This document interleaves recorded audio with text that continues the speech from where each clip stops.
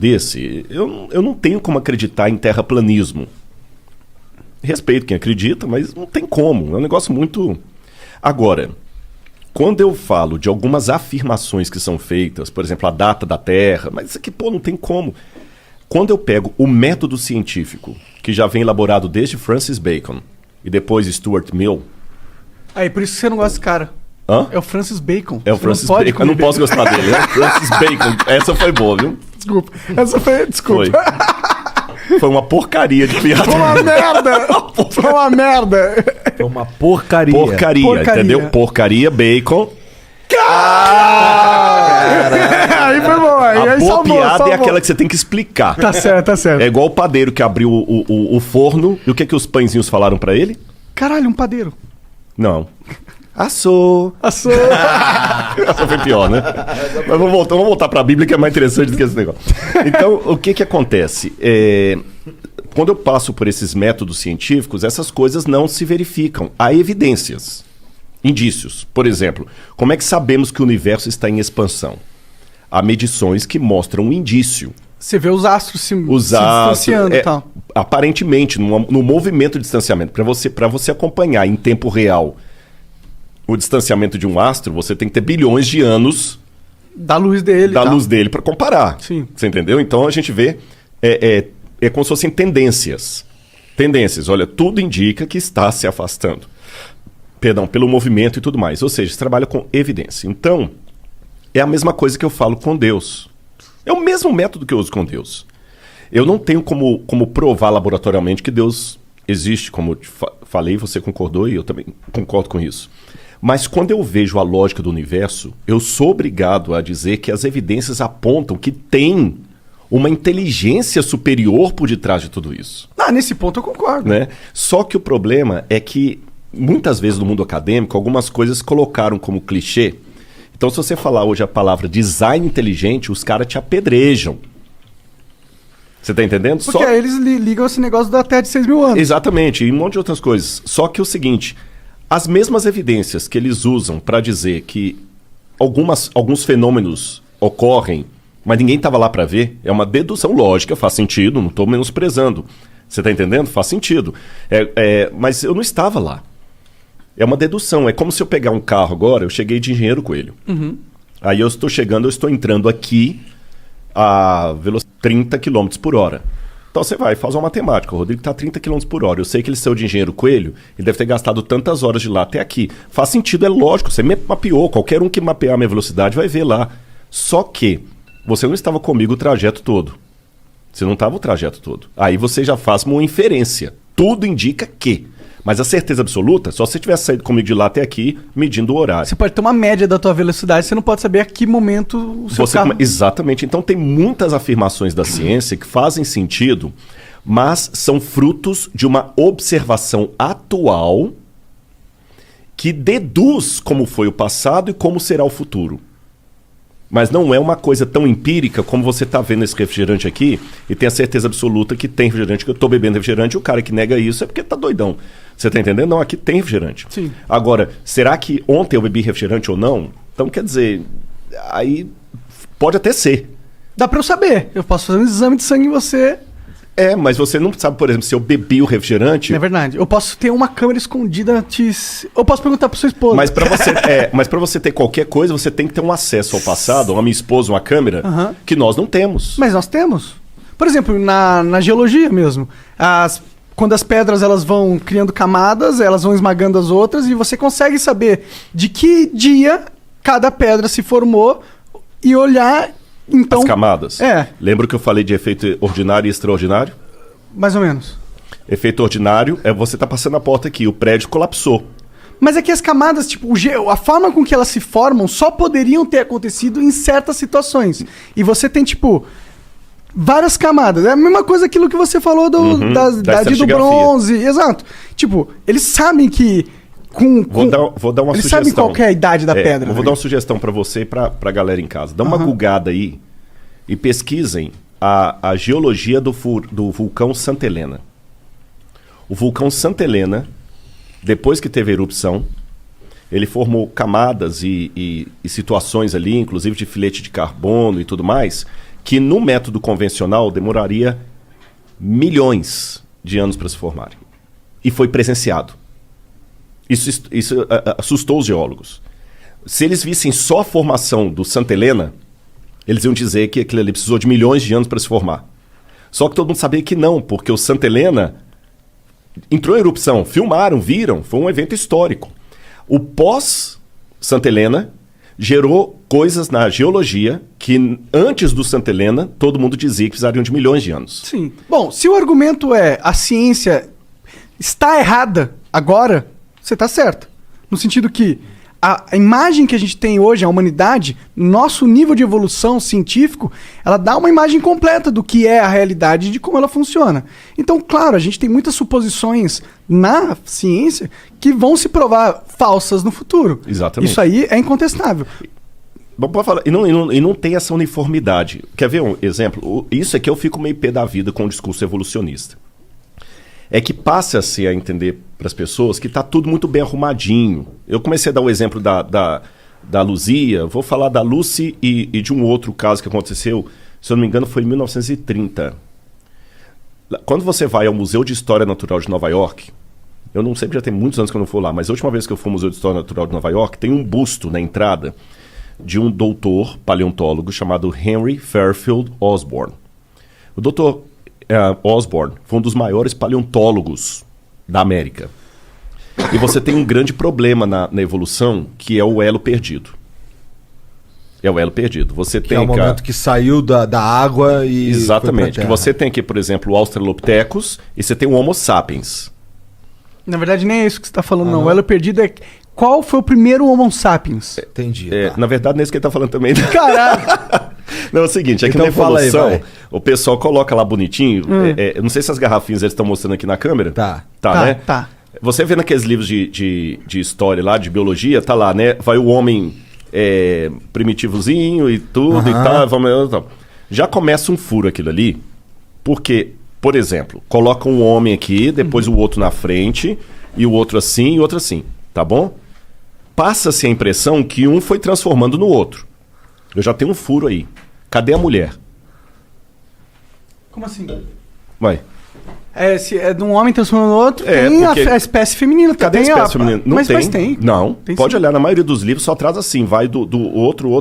Mas é porque a gente vive numa sociedade que o homem meio que domina, então eles colocam e preferem exemplificar com um homem, mas as mulheres também passaram, elas estavam lá no mesmo processo. Pô. Agora vamos colocar para você funcionar, porque quando você coloca mulher tem um problema aí. Qual que é o você problema? tem que coincidir que esse camarada consiga uma fêmea que ele seja geneticamente, biologicamente par, que dá a liga, tá certo? E essa fêmea que dá liga, ela tem que se deixar acasalar com ele para gerar descendente fértil, tá bom? Só que essa fêmea, ela também tem que ter uma outra coincidência de um outro par que gerou aquela fêmea. E esse camarada também tem que ter um outro par. Não necessariamente, na verdade. Porque a gente, por exemplo, tinha os... qual que é o nome deles? Neandertal? Os Neandertais, exato. Eles eram outra subespécie dentro da genética, mas a gente era plenamente capaz de reproduzir com eles. A evolução... a gente pode ter tido, por exemplo, uma pessoa, ou um casal, que teve um filho, que teve um genes diferente, que deu, sei lá, a capacidade de pensar, vamos supor que foi fácil assim, rápido assim, eu não acho que foi um processo mais demorado, mas esse genes na pessoa é dominante, quando ela encontrou um parceiro, esse genes foi passado pro parceiro, entendeu? Através do filho. E aí, como o genes é dominante, ele vai sempre passando pra prole. E aí, esse filho, dois filhos pegam e fazem sexo com outros... de uma espécie que era um pouco diferente, mas eles têm essa capacidade de produzir, e aí esse pega e domina, e aí os filhos deles sempre vão ter. E aí, assim, você tem uma mudança... Concordo em gênero, número e grau, mas isso aí só funciona em duas situações. Em primeiro lugar, não tem nenhuma prova que Neandertal coabitou com outra raça que sobreviveu. Aliás, o Neandertal já entrou e já saiu da linhagem humana, da ancestralidade humana várias vezes. Várias vezes. Entrou e saiu várias vezes. Tem muitos de biologia que o Neandertal nem aparece mais. É uma raça que se extinguiu. Entendi. Dessa forma... Nem entrou. Ele não está como o Australopithecus que está lá atrás. Sim. Eu sei que existem, tipo... Você faz aquele negócio 22andMe, que é um negócio de sequenciamento genético. Sim. Aham. E aí eles te dizem qual que é a sua porcentagem de DNA Neandertal. Tem como saber isso. Me lembra depois esse negócio de DNA, que eu vou falar do parentesco com o macaco, que deu 97%. Isso é um lance legal. Demorou. Mas aí, vamos pegar aqui. Eu concordo com o que você falou da questão do gene dominante, recessivo, mais inteligente, menos inteligente. Mas isso só pode funcionar se eu tiver um casal da mesma espécie. Você não pode, por exemplo... Vamos pegar nos bichos. Vamos deixar um pouquinho a linhagem humana, vamos pegar nos bichos. Esse esquema que você falou vale também para os animais. Sim. Você a forma com que a gente transformou um lobo num poodle. Exatamente. Mas só que para funcionar, você tinha que pegar um macho Caninis, não sei o que, eu não sou biólogo, tem um nome que dá em latim lá, um macho da família Lupus caninus, com uma fêmea de Lupus caninus. Você não pode pegar um Felis leo, que é dos felinos, e cruzar com Lupus caninus, que vai dar uma nova raça. Sim, não existe isso. Você tem que estar, pelo menos, tem que ter uma semelhança genética. Exatamente, ali com vai ter que ser... Mas pode ser uma espécie não necessariamente igual à sua. Pode ser uma outra espécie, uma subespécie bem semelhante. Mas são a mesma espécie. São a mesma espécie dentro do... Não pode ser... Eu não manjo, na verdade, não sei se são, eu não conheço isso. Mas isso aqui pode pegar toda a filogenia que já descobriu da biologia. Senão nós teríamos raças humanas no plural, e não existe, só existe uma raça humana. Sim, mas a gente poderia ter várias espécies humanoides, entendeu? Já existiam várias espécies humanoides, tá ligado? Mas você percebeu que a gente não tem empiricamente a prova disso. O que você tem na biologia... O DNA, se a gente poder verificar o DNA meio que uma prova empírica... Sabe por quê? A gente não tem ossadura dos neandertais? Não. Não, tanto é que eles saíram da linha. Entendi. A questão do DNA é complicado porque é o seguinte: o DNA do ser humano hoje foi mapeado por um camarada chamado Francis Collins, que era crente, não é porque ele está vivo, e ele escreveu um livro chamado The Language of God, A Linguagem de Deus. Eu não sei se tem em português esse livro, eu acho que tem, A Linguagem de Deus. Esse cara é crente, e nesse livro, o cara é um gênio, o que ele fez na genética é semelhante ao que Einstein fez na física. Ele mapeou o genoma humano. Ele ganhou o Nobel? Eu não lembro se ganhou agora, eu estou na dúvida. Se ele ganhou o Nobel. Mas eu sei que esse cara era um gênio e crente. E ele revelou... Pesquisa esse cara aí, Joãozão. Francis Collins, com 2 L's. E Collins com C. Se até aparecer a carinha dele aqui, é interessante. Ele revela nesse livro The Language of God que ele só foi declarar publicamente que era tão religioso como eu sou aqui, ó, Francis Collins. Sim, ganhador do prêmio... Ele ganhou... Tá falando aí? Ali, ó, segunda... ganhador do prêmio... Templeton. Não, esse Templeton é uma organização que trabalha com ciência e religião. Coloca Prêmio Nobel Sequenciamento Genético Humano. Pesquisa aí. Aí eu sei que ele pegou e ele falou que ele só revelou que era religioso, porque se ele falasse que era religioso quando ele estava fazendo a pesquisa... Eles iam tirar os fundos dele. Eles iam tirar os fundos dele porque eles não queriam saber de crente ali. Eu acho que ele é católico até, se eu não me engano. Mas não é imagem, né, caralho? Me dá... Pô, peraí que fica piscando essa porra dessa tela. Mas aí o que acontece? O genoma humano foi mapeado, mas os outros ainda não.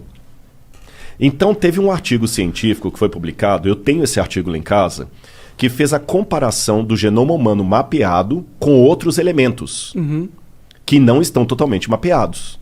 E fizeram com o chimpanzé. E deu 97% de semelhança. Foi 95% ou 97%. 90% e alguma coisa. Sim, eu já ouvi falar que tipo, a nossa diferença genética com outros exatamente. chimpanzés Tá vendo aqui a prova de que nós somos primos dos símios, né? Foi esse cara aí, ó, que ganhou o Nobel pelo... Esse foi Frank esse, Singer. né? Não, então esse foi outro. O Francis Collins não deve ter ganhado, não. Que pena.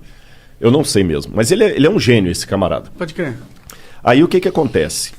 Nesse mesmo artigo que fala que nós temos 90% ou 97% de semelhança com o chimpanzé, colocou bem claro as limitações. Em primeiro lugar, o genoma humano foi mapeado.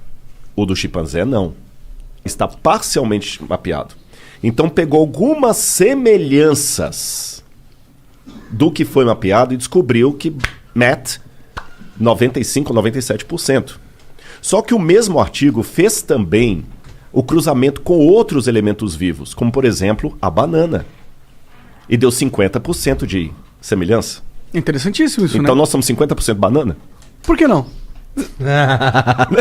Você entendeu? Não, desculpa, eu ia falar uma merda.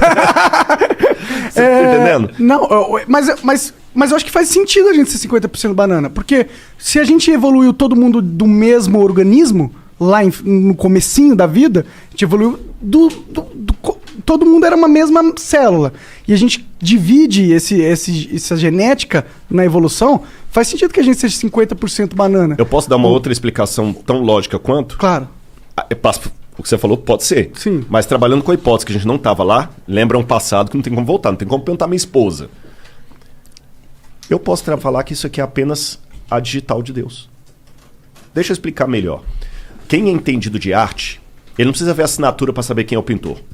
Eu falei, isso aqui é um Monet. Isso aqui é um Monet. Tranquilo que isso aqui é um Monet. Porque os traços, o jeito é um Monet.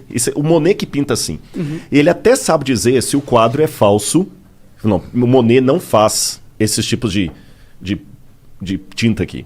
Então, por que eu não posso dizer que isso indica também uma mesma projeção por detrás de tudo? Você tá entendendo? Mas esse aí é um ponto que eu tendo a concordar. Eu